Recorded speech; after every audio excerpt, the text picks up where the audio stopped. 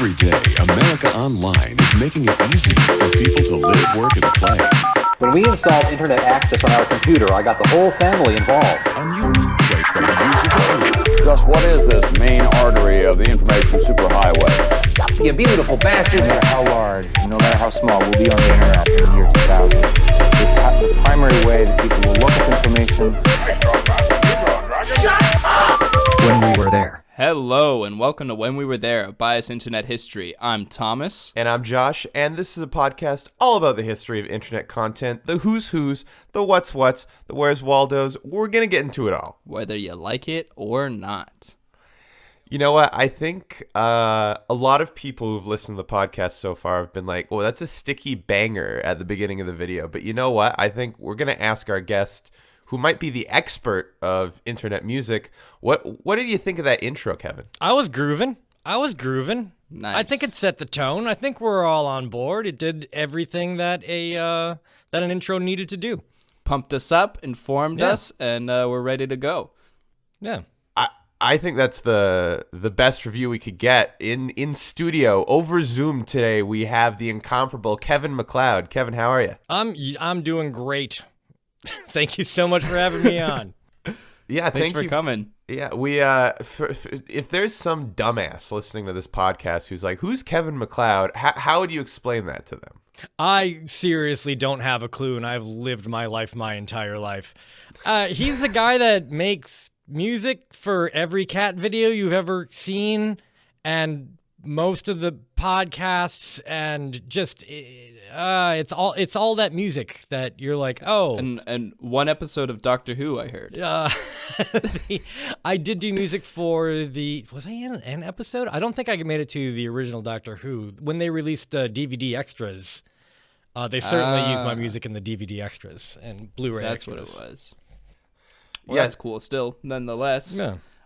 Yeah. So you might know his name, you definitely know his music, but you probably haven't seen his face. Kevin Macleod is a man who is the owner-creator of, I might not be pronouncing this right, Incompetech? Incompetech, absolutely. Nailed it, first try. A website that hosts just an enormous library of royalty-free music. I know in the past, when I was a young tyke on YouTube, I've used your music. I may not have credited you. I'm so sorry. Oh yeah, that's $30 very very common. It's okay. Yeah, it's okay. But his music has been used in the likes of people like F&D, Smosh, CPG Grey, millions and millions of videos on YouTube used his music every day. And probably about, it looks like on the IMDb, over 1,000 films and television programs as well. Yeah. So just an enormous amount of music, all for free. At least for the internet, all for free. So this is something that I find just incredibly interesting. Copyright laws, something I've done some research into, and I feel like it's purposely like opaque, like very difficult to understand. It's just in order to trip people up and make that separation. So I guess the first question obviously is, why free music? Because the world needed it. Mm-hmm. It's one of those things where you wow, way to start with a banger. Why free? Because most things fail. How about that? And if you just want to put together like a thing and try to make it fly, most things don't go viral. They can't. Mm-hmm. And how do you get access to things which could? Well, I mean, get it for free. The ultimate marketing technique, I guess. Free is the way to go if you can. Well, I think what's really interesting about that, and I think you can also relate this to first-time, like independent filmmakers, but also kind of with the democratization of the internet, when people did start to make their own content, a lot of people making content from their homes don't just know a composer that they right. can, pay a couple $100s to make a score or something. Having this library of, free content is definitely going to put you on the map, especially when, you're looking at a base that doesn't have the means to create this. You know, Yeah. I'm like, I mean, even for our podcast, we're lucky enough that we have, you know, some friends in composition music, but not too many people, especially first-time creators, are that lucky. Yeah, well, like I said, exactly. When I was a kid making videos on YouTube with my friend, we'd make sketch comedy videos and we'd need music, and you were the guy who we turned to. Because honestly, I have no idea. I should ask Angus because he's the one who found you. I mean, I would guess he just saw your name credited in another video like everyone else does, and that's how people find you. Seems to be. Yes. Yeah, I mean, I'd say that's great word of mouth, especially when you have like top creators just being like music by Kevin Macleod, and then people are gonna look into that. Then people will eventually be like, oh shit, there's a lot of stock music that we can use in our videos. Yeah, and some of that music now has cultural relevance because it's been there forever. Some of those pieces are shorthand for like, oh, funny, wacky comedy. I already know this. Yeah. I already like this. Of course, they can use it, and then they can build upon that common cultural knowledge. So how far back have you started making free content? Is this a pre-YouTube thing, or did it start in like 2005, 2006 with the beginnings of YouTube? I was making music in like through the late 90s, but when like websites came around, now I had a distribution method. I used to be a front end programmer at a web developer thing, and I had my own homepage, and I had been doing commission work for like theater and a couple of movies already, and I had been getting a lot of failure. Let's call it failure. Nice. Yeah. You write a cue, and the director's like, no. Write it again and different. And so I was getting this backlog of all this stuff. I'm like, well, somebody's got to want to use it. And that was pre-YouTube. And I guess back then, would you have any way of knowing like when people were using it? Did you see your music anywhere? Do you remember the first time you saw a piece of your music in something else? I don't remember that, no. Usually early on, people were very excited to tell me about it. So I wouldn't catch it in the wild like I do, you know, like an hour ago where I was watching an unrelated video from people I've never seen before. It's like, oh, yep, there's me. Okay. I mean, I don't know if that's still weird for you, but it must have been weird at least at the start. It's still weird. It's still weird.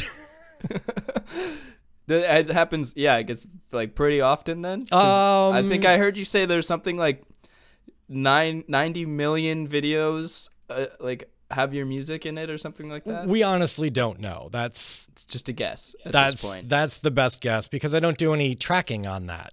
Yeah, I mean, how could YouTube you really? doesn't keep track of it, and there's some people who don't credit me, so you can't find them that way.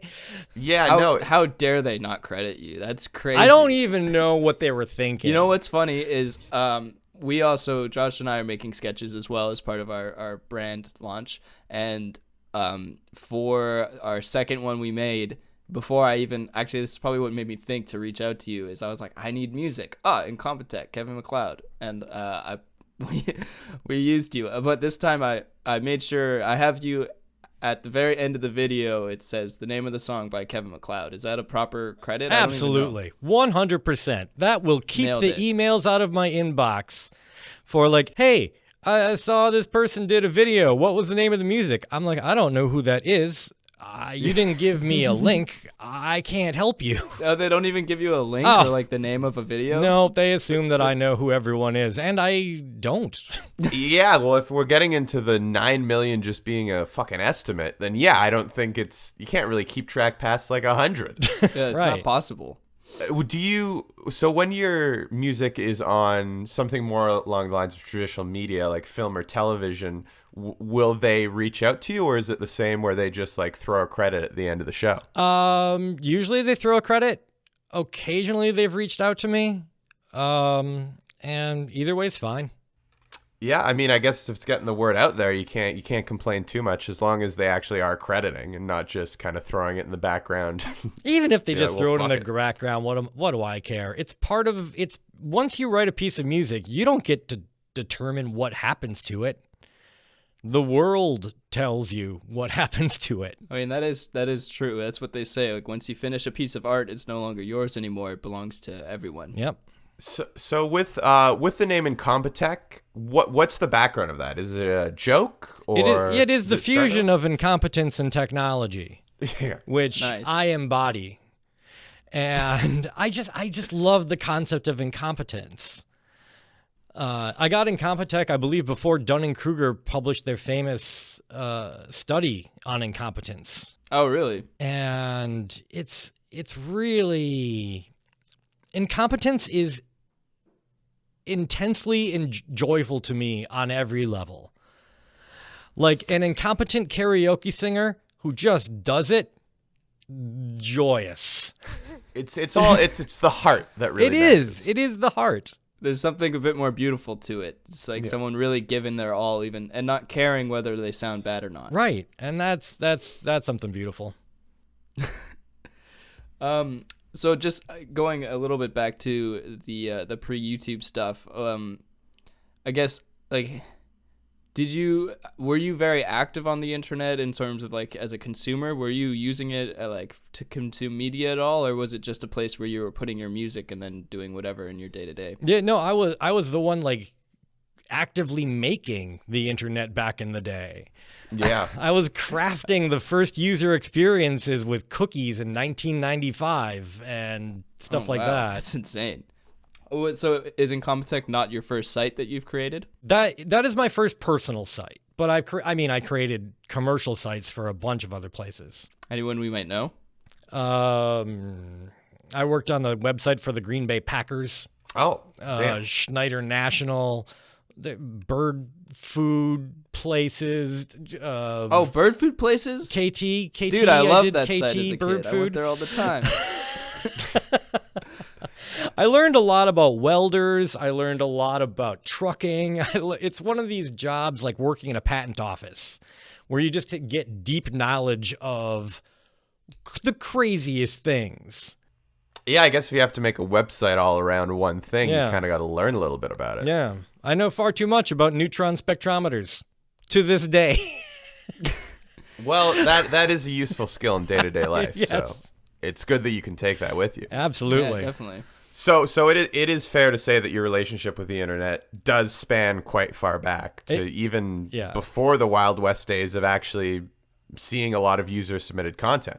Oh, yeah. I don't know. Like back in college days, we had muds and mucks and these dial-up things and message. Oh, I'm old now. Oh, this is Oh, no, this is the I episode. remember dial-up. Don't worry. Your mom couldn't pick up the phone or screw your whole connection. Yep. Kids these days have it easy. No doubt. Yeah, now they don't even like. I think we just barely had dial-up as a kid. I'm a bit younger than Josh, but I definitely remember like I learned how to use a computer on, and this will maybe still sound young to you, but like Windows 2000 and then Windows XP for a lot of my childhood. And I remember like they didn't make it particularly easy to use. Like it was not hard, but if you had a problem, you needed to figure that out yourself. You know, I find nowadays computers, and it's kind of a lot of Apple's doing, they're so streamlined. Like my sister, if something goes wrong with her computer, she doesn't know how to fix it at all. You know, I feel like troubleshooting is something that people don't learn as much anymore. Because back in the day, you had to if you wanted to really use a computer. Well, and right now it's almost getting to the point of too much magic, and I have no idea how things are happening. Well, that's the thing, right? It's all under the hood now. If Yeah. you want to do anything, like you can't even access the tools anymore. It's like so difficult. Well, even look at it's even starting with the first Macintosh had its own set of tools to open it up, before you could just be your average hobbyist with like an Allen key or Philip head screw. And it's kind of getting to the point where especially Apple, they don't want you to see what's under the hood. They just want it to be an easy user-driven experience. I like that you took that to like a physical, like opening the computer. But that's what it is. That's the thing. Is a I mean, computer is a piece of machine. Like even if you're not just like wrong. an engineer, like they don't want you fucking with it. If something goes wrong, call someone. Well, man, the battery in this laptop I'm using right now needs to be replaced, and it's like a big pain to do it. Like I could do it myself, but it's like a huge hassle to do it, and it's like kind of honestly just better to take it to one of their shops to get it done, but then it costs way more. So I don't know. But I mean, even taking that to the parallel of like being a creator here, you know, I think there was a certain time where a lot of the things you would have to source and do on your own. And I think the fact that more people are looking to products that other people have built, like I think, especially in the age of TikTok, I'm sure you must see your music there. Well, I'm on TikTok. I don't see it a whole lot relative to YouTube. Yeah, I feel like, don't they use just copyrighted music straight up on TikTok? Isn't that just like kind of kosher? And also, most of my TikTok is just filled with people pole vaulting in slow motion. So that's a good use for that. Yeah, it's really satisfying. They kind of got me. Their algorithm's good. I've been told I need to get on the app, and I've tried it. I've really tried. It's just, I don't know. I think it's because it's such like it's only content. You know, they removed any part of the UI that's not content, so you're just like constantly being bombarded with stuff, and it's like almost a little too much for me. And also I haven't used it enough for the algorithm to figure me out yet, so I still get a bunch of stuff where I'm like, this isn't. So you're a fucking boomer then, is what you're saying. I don't know how to use a computer. You don't. I'm a goddamn old man. It's too fucking intuitive. It's too intuitive. But yeah, I guess a little bit of a shift, but I have a question, and this is actually something that Josh's cousin Alex, the creator of our theme song, wanted to ask you. Is like, how does your creative process look like when you're creating music? My question is, how do you stay so productive? Because that's insane to me. It's just the amount of output you have. And then he wants to know, are you like pretty more methodical, or is it just like sort of chaotic? You just do whatever when it hits you. These are two very different questions. That's true. So just answer whichever one you like. Well, more. I'll do with the one that I remember first. Yeah. Am I methodical? Oh, yes. Yeah. So right now I'm doing a new piece of music for an Italian magician. Oh, And so I'm watching his routine 4 or 5 times, getting getting his pacing, getting what he's trying to do. And then basically I start sketching. Okay, we need this kind of feel, we need this kind of motion, we need this kind of instrumentation, we need this kind of ornamentation. And then you just start building it in, and then you build more and more and more. And then you take, after you've built everything you can possibly think of into the piece, then you go and remove as many notes as you can to still make it make sense so that you can get the clarity to the audience. It is very methodical process. Huh, that's an interesting way of looking at it. Just like throwing whatever your brain generates and see what sticks, and then cutting the fat, I guess. Yeah, right? yeah. That's cool. So, and then I guess that does, I feel, relate to being productive, because then like every time you sit down, you know exactly what you're going to do and the steps you can follow. Right. And then you just sort of repeat that ad nauseum until, I guess, when you die one day. I also feel like that's a fun thing to say. Like, what do you do today? Oh, I made music for an Italian musician. Well, Italian magician. Magician. Italian musician would probably do his own music. I would hope. Maybe he needs a ghostwriter. Have you ghostwritten for people? Is that a thing? I have not. I have not ghostwritten for people. People have used my music without crediting me. Is that the same? I don't know. Ghosting. Yeah, I don't know if that's quite the same. No, I haven't done. I mean, I've worked under pseudonyms, but that's just because it's entertaining for me. Right. So, do you want to like drop any of them? What's like a good pseudonym that you've done? Do you think of like funny names? Well, I mean, Elmer Van Lanen is on SoundCloud, and if you read his bio, he's amazing. All right. Elmer Van Laden. Check out Elmer Van Laden. Elmer Van Laden on SoundCloud. He needs the support. It is. Do not send Elmer money. He doesn't exist. Yeah. Do you listen to your own music ever? Is that something that you do? On occasion, I do, actually. Yeah, you like to groove to it? It's only like the last 4 or 5 most recent pieces that I've done. Right. I never go back to 10 years ago. Not even just for like nostalgic purposes, being like, oh yeah, I remember when I made that. No, don't care about nostalgia. You're on the wrong show then. Oh crap! I'm so sorry. That's our whole market. Would you like be on a date and then like throw on a banger of yours? I like just that. to set the mood. And then she goes, "This is good. Who is this?" Yeah, that's. And you're like, "You're about to find out." And then it gets kind of uncomfortable. Yeah, we don't need to talk about that in the podcast. That's your own personal business. Thank you very much. Yes. So when, you have this library, people know who you are. I assume with, similar with the magician, people are actually starting to commission you now. Sure. Yeah. So the process of, making something that's like a little bit more unique rather than what, you could universally use to score, is that a similar process? Or like you said, I guess you're going more on, you're actually watching the content and seeing what goes with it. Really, almost everything that's on my site, I did for someone else.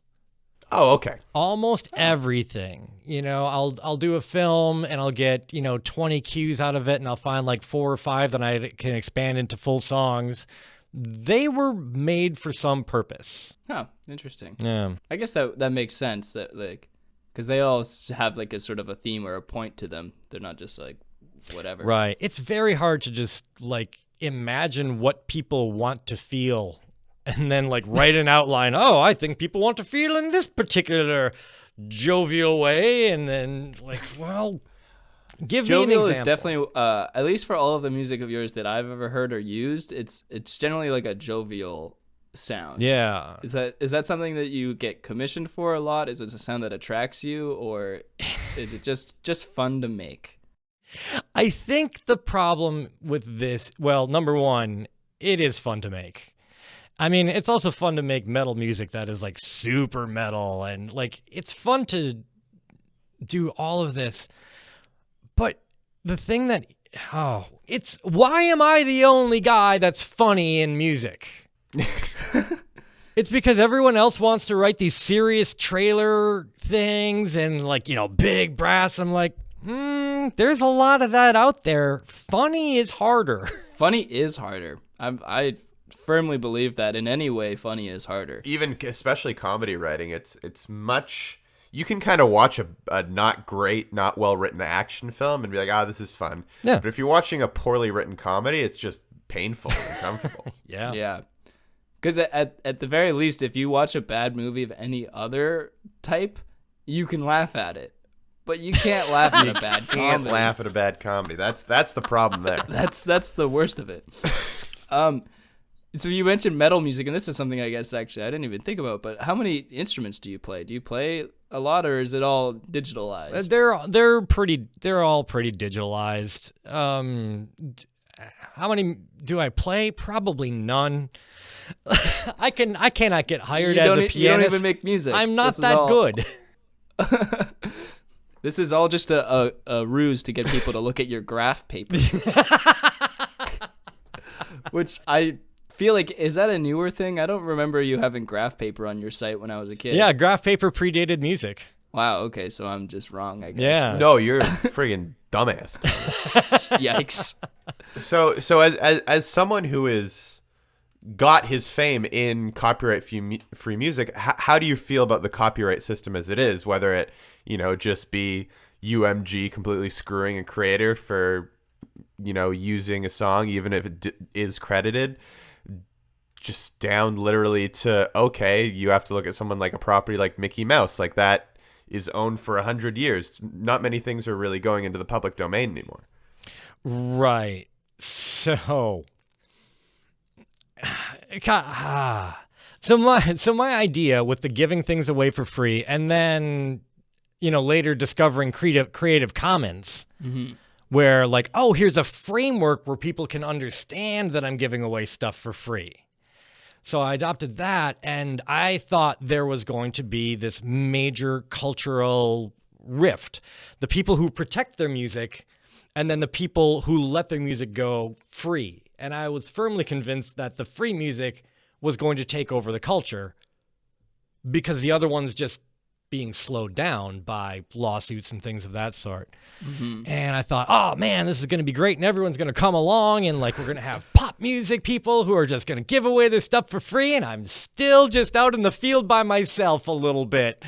Yeah, no, I mean, even with more, recent modern YouTube creators, a lot of the people that do use just music in their backgrounds, whether it be a video essay or a comedy sketch, if it's not you, a lot of people are getting that from maybe a site that charges like, $25 a month for copyright-free music. Sure. You know what I've always wondered about? A lot of people use like hip hop instrumentals. Like, I think even, was it Every Frame a Painting started that maybe? But they're good for video essays because they're literally designed to speak over pretty much, right, and to not be like too in your face, like old school hip hop instrumentals. But I'm like, how are they allowed to do this? Like, they definitely don't own the rights to them. I don't know. Well, something I've wondered about. You cannot copyright a rhythm. Yeah, but they're like famous songs. Like someone used like a song from Illmatic or something. Oh well, like I don't know. I don't know how. I guess if it's, you can't, like you said, you can't really copyright a series of chords. Which, thank God for that. The Beatles would have been sued. I'm sure they would try several times over. Well, everyone would have been sued several times over if you could steal a chord progression. Boy, this is a big topic. You mentioned, I mean, and we don't really have the time to fully get into it. As I said, they purposely, I feel, make it opaque, so you can't, like, it's just so much. Actually, I'm curious if you know about these guys. So there's a Canadian director, creator, who, his name is Matt Johnson, and he has a TV show called Nirvana the Band, the Show. And they are extremely well-versed in the use of fair use and how they can use other IPs, like, transformatively in their own, and their discussions on copyright law are very in-depth and very informative and entertaining, as well as the show is just, I love it. It's super funny. I'm not sure if you've ever heard of them. I actually haven't. No, sorry. In my ideal world, looking far into the future, we'll just get rid of copyright altogether. It's just gone, it's done. There's no copyright in the fashion industry. Yeah. They seem to make money. It's just fear, and it's really stopping society from having a shared language. And because somebody owns that nostalgia, usually Disney. Yeah. That's a very true yet sad way to look at it. Yeah. And I mean, even if we're relating that to sort of the wild, wild west days of the internet to what it is now, I think so many people are, worried about, especially I think people in the commentary or movie reviewing community or anyone using any sort of content that they have to then transform, even though it is technically under fair use, is the big studio really going to lose so much money if someone uses one song in the background or one clip of their trailer? Yeah. I mean, if they really understood it, they would want their film used in everything, everywhere. Yeah, it's free publicity. It really does work. Well, you've built a career off of it. Yeah. Yeah. You're the perfect embodiment of it. Yeah. So I wanted to say, going back a little bit, you mentioned that now you're still alone in this field, you said, but I know there are other sites doing this. There are. But you were the first guy to do this stuff, right? That I know of. At the time, there were like 3 people who were doing stuff that like this. Mm-hmm. But I'm definitely the only one who's still around of that group. So do you feel like sort of like, like the daddy to all these guys who are come up? Do you guys all chat? Do you have like a group messenger? Thomas, I really feel like you could have said dad there. I wanted father, to say, and then you I said wanted daddy. To say daddy. Okay. I choose my words very deliberately. Okay, I apologize. That is on me. I do have a lot of composer friends. I have talked many of them into coming on board the free train and living on this stuff, and still most of them don't. I mean, even a couple though helps, I guess. But I do have to. I believe this is a relevant story. There is a bunch of protests going on in Russia right now. Maybe you've heard.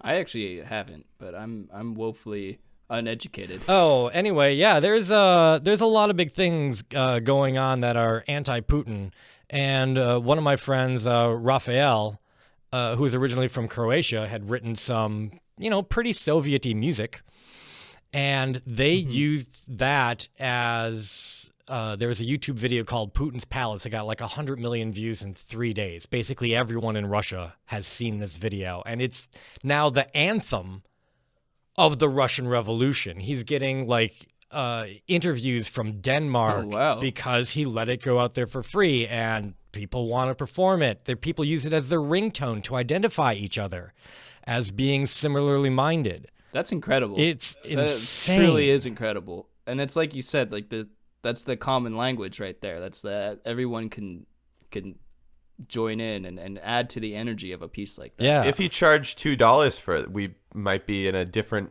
predicament here right now. Right. I think, maybe I could be totally wrong here, and please, audience, don't correct us. But yeah, Kevin, you can correct us. Maybe once or twice, but the audience, no. Because we've seen from other creators, they get a lot of people commenting, correcting them, whatever, and we're just cutting that shit off. Right, we don't want it. No, we don't want it. Get it out of here. 5-star review, sure. Yeah, but I think in a way, and again, could totally be wrong here, but I think when people put their stuff out there and they're like, well, I don't want to make it free because maybe, it's not going to work out and I'm going to lose money. Like, I think in a way that's not believing in your work, that it's going to find an audience regardless. And that audience that you find is what is going to eventually like lead to your success. And I think everyone has to do that. Like we're not getting paid for this podcast right now. It's not yet. But soon we'll be making buku bucks. Yeah. But at the moment, we just have to find our audience. I think the same is with free music. Well, so unless you're Beyonce, your struggle is not with people thieving things from you. Your struggle is with obscurity. Yeah. That is your big, big fight. And that's what it's like. Nobody can like you if they've never heard you. Of course. And also, like, generally, too, I think people need to see your name a few times before they even care at all. Yeah. Like, people might see your name once on some video, and then if they never see it again, they're not going to, like, even if they really like the piece, they probably won't go back to you. But if they see it a few times and they're like, okay, this person's good, then that sticks. And the great thing about music is that my music is in, I don't know, let's call it 100 million YouTube videos. Let's say 90 million of them are terrible. Well, nobody watches those. I'm okay. Yeah. Yeah. Like, I only get remembered for the hits and everybody forgets the misses.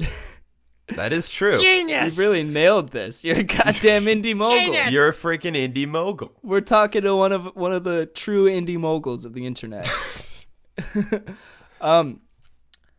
So we've talked a little bit about YouTube. We've talked a little bit about copyright, but I think we should bring these two together because this is something, particularly from your perspective of being someone who's been online since before YouTube, when no one could really police what was happening online at all, to now when it's like fairly regulated. It's still not totally, but they're trying their damnedest.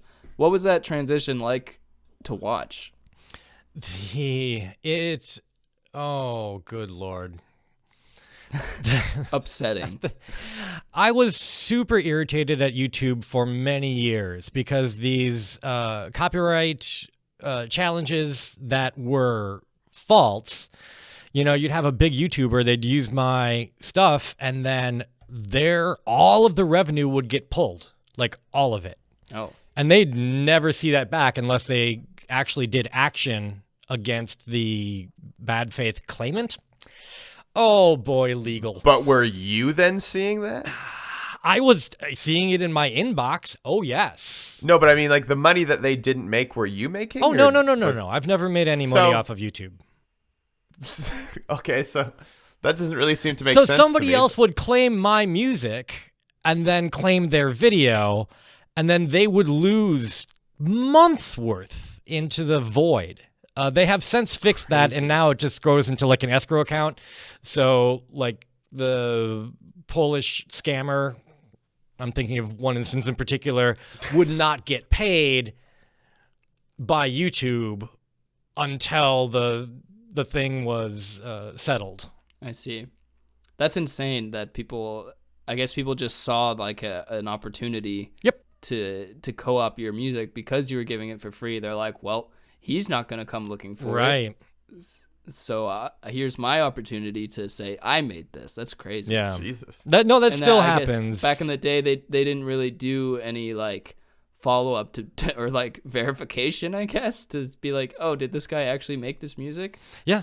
YouTube doesn't care. That's crazy. I mean, I guess they can't really afford to care. No, they really because can't. it's just so much content that gets uploaded a day. Yeah. That's insane. So much stolen content that gets uploaded a day. I think I watch a in lot of the- that stolen content. I think it's a good idea. Yeah, Hey man, YouTube wouldn't exist without stolen content. that's true.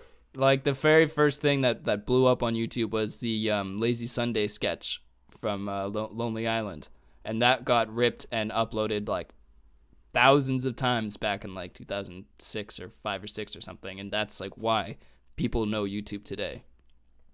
So, stolen content, it's your model at work. My model at work. Yay, everybody.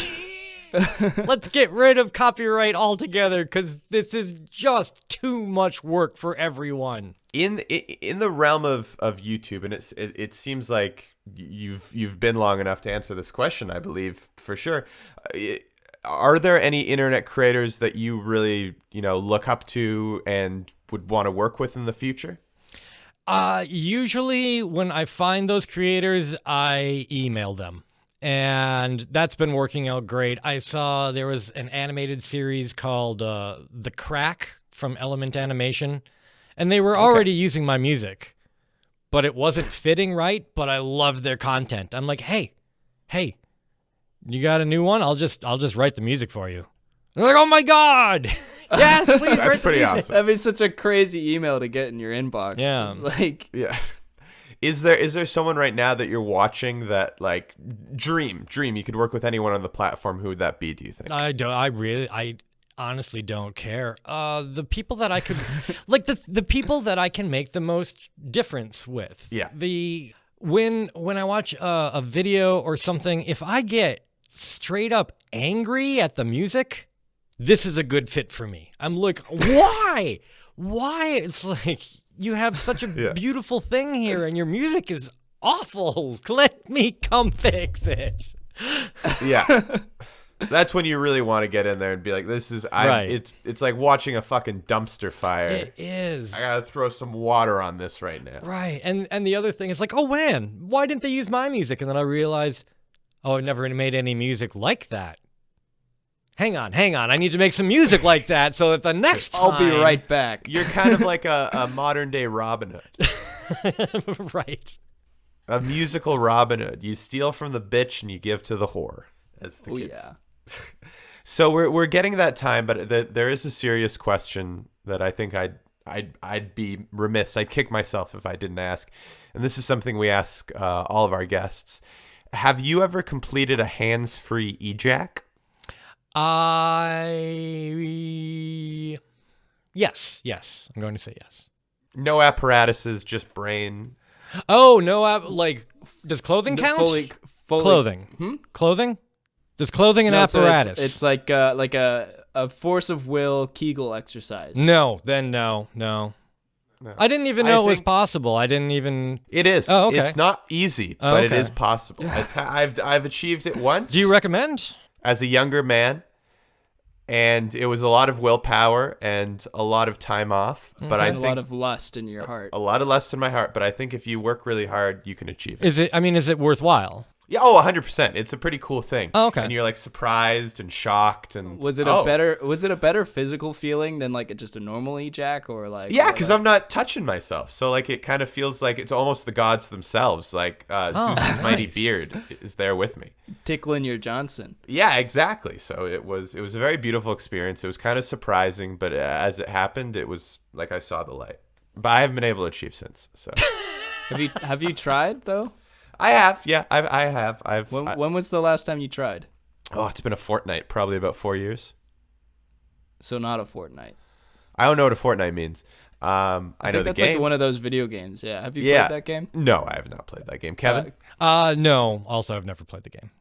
Okay, so I guess you know what? Tonight We're 0 for 3, so I think we all sign up tonight. We play a little Fortnite, and then we go hands free Jack. Yeah. Yeah, in our separate little abodes, and get it done. And then we text each other with like a little, "Oh, I did it!" like winky face. Do you want to be in our group chat, Kevin? I'm not entirely certain anymore. That's fair. That's more than fair, really. Well, I want to thank you so much for being on the pod, Kevin. If to people listening, again, who have just learned who you are, like, this dude's fucking awesome, how do they find you? Google for graph paper. This is what this is all about, is the graph paper. Now they can, if they find my grandpa, he loves graph paper. Yeah. I actually have a serious question about the graph paper. Like, I haven't really looked into it at all, but like, is it different than, like, what makes it good? Or I don't know. Can't you just get graph paper from anywhere? Yeah, well, this graph paper, You can get it from you, I you guess. can configure any number of lines, any distance between the things, any colors you want. Many different Is it like styles. like you've built like a thing, and like it's almost like an app, and it like you can generate your own graph paper and then print it? Exactly. Well, that makes more sense. You I don't know gotta- why. I just thought it was like a series of like JPEGs or something. Nope. And you're like, No. this is my graph paper. I drew it myself. I think you got to tap into that mathematician physicist market, because my grandpa, he goes through graph paper like it's goddamn cookies. Yeah. So if you're a physicist listening to this who isn't my grandpa or is my grandpa, check out Kevin's graph I paper. hope to God your grandpa never listens to this. Oh geez, I sent it to him. You know what? He'll think less of you, but more of me. What? And that's I what thought that. wait, which one? I thought he liked me. He's gonna think less of you now. But Kevin, thank you so much for being on the podcast. I really appreciate you letting us tap your brain. Find Kevin on Compotech.com. If you want to hear more of us, you can go to our Patreon, patreon.com/friendstyles. You can go to Anchor FM/friend-styles if you want to see us. Subscribe to our Wholesome OnlyFans, our Instagram. Thank you guys so much. We're on every platform. Every goddamn platform. We'll see We you have a next YouTube. week. We have Spotify. We have it all. Okay, goodbye, guys. Love you.